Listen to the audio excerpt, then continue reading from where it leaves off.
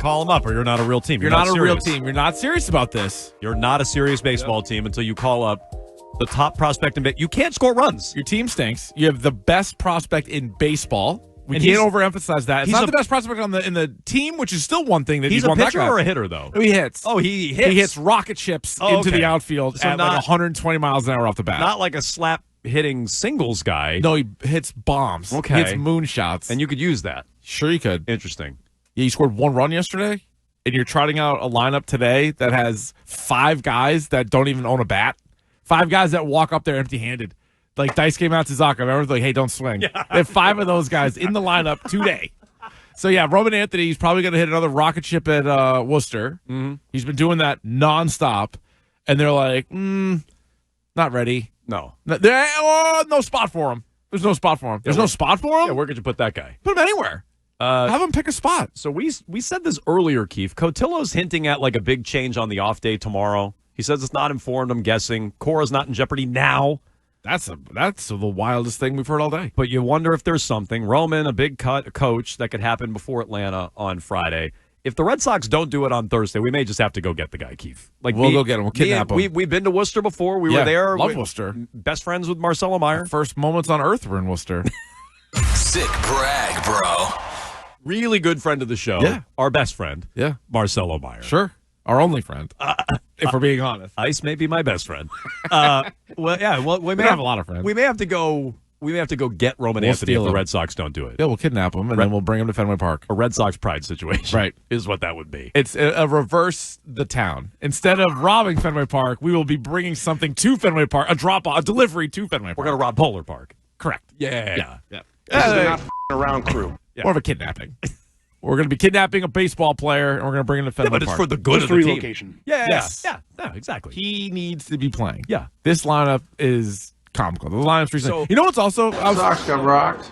I was thinking about this, too, after... I think it might have been after Marcelo Meyer's second hit last night. It's like, if Bregman doesn't hurt his quad, Meyer's also still in Worcester. No, it's pathetic. They're both still down there. The only reason Meyer's here is because Bregman got hurt, which is, like, I'm happy Meyer's here. Sure. But the circumstances are embarrassing. They should have been teammates. He shouldn't have been his replacement. Both should have been up like a month ago.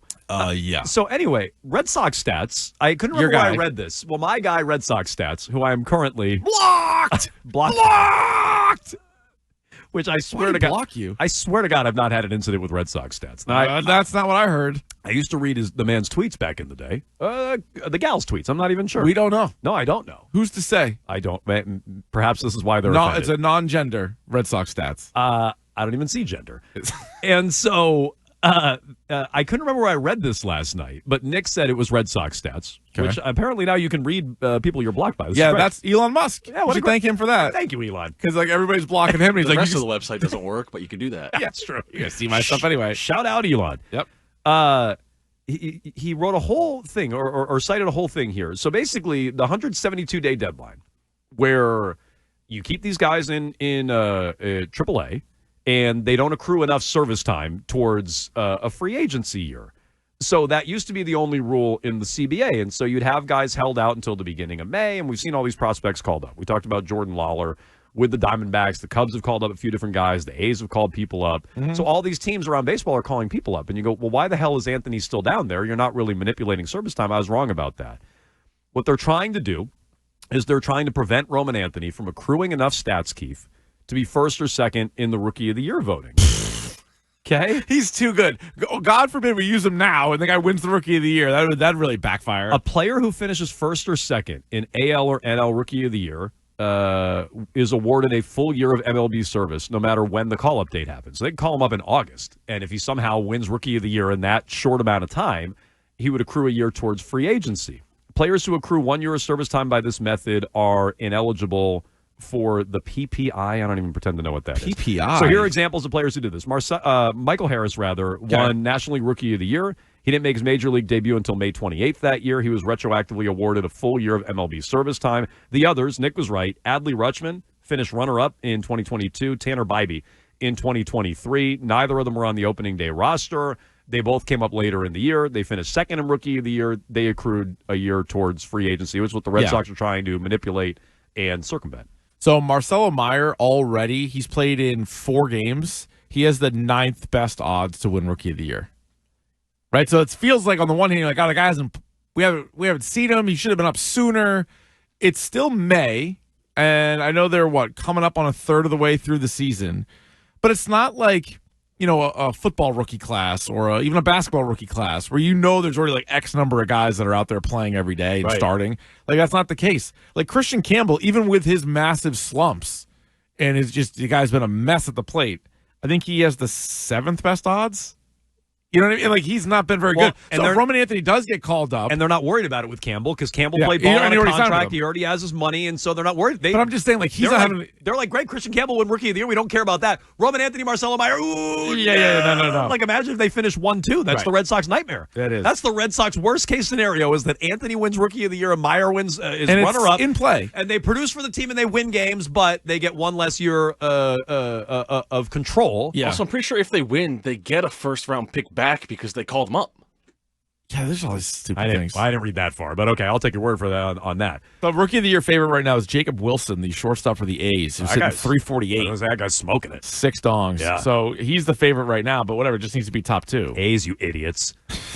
Call him up and have him win Rookie of the Year, you dummies. That's why you guys never win anything. They played Sacramento.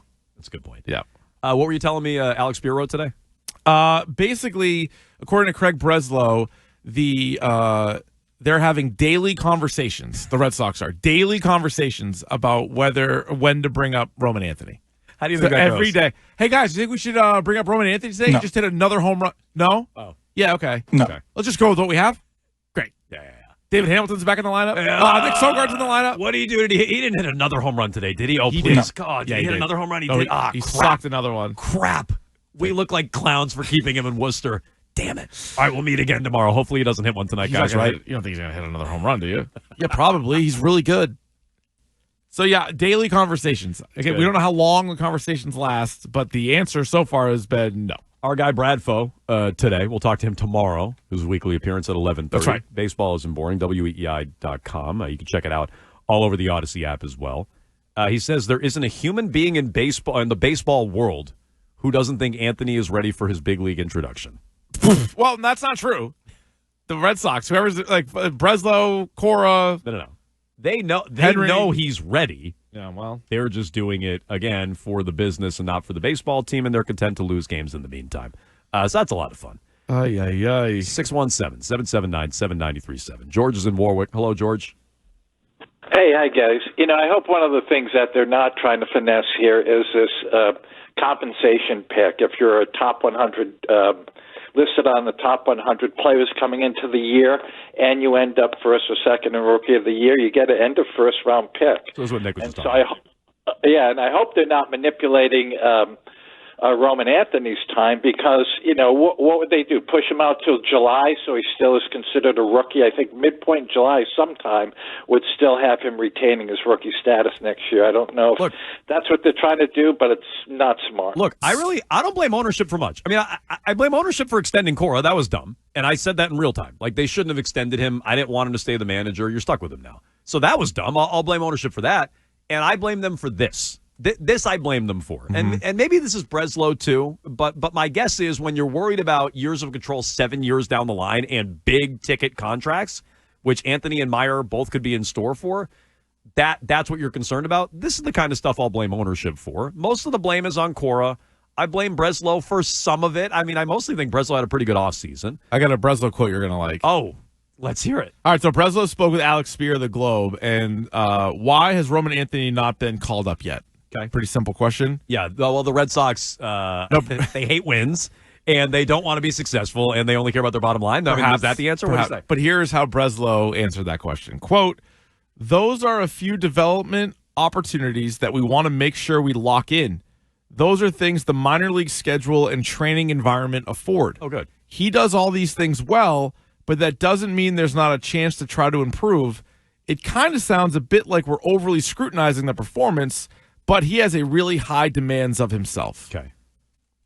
You're not saying anything. He needs You to brought up Christian Campbell. No, Campbell started the season, and you have him playing 3 different positions right now, and he's hitting in like 8 different spots in the order. And that guy barely played in AAA. He was fast-tracked more so than Anthony. If anybody wasn't ready and hadn't developed enough and wasn't seasoned enough, it's Campbell. It's insane. Nonsense. It's ridiculous. No, you have all these examples on your own team this year. We called this out in real time. Campbell, maybe the 3rd out of the 3 prospects, although coming into the year, I think he was ranked ahead of Meyer on a lot of these websites. Yeah, maybe, Baseball but America, certainly not above Roman Anthony. Okay, but the reason Campbell was here on opening day and those 2 guys were in AAA is because Campbell played ball on a contract and they didn't. And so it's all about manipulating service time, which is pathetic. Which is great because that helps wins. No, it's good. It's going very well for the big club right now. Keep doing that, guys.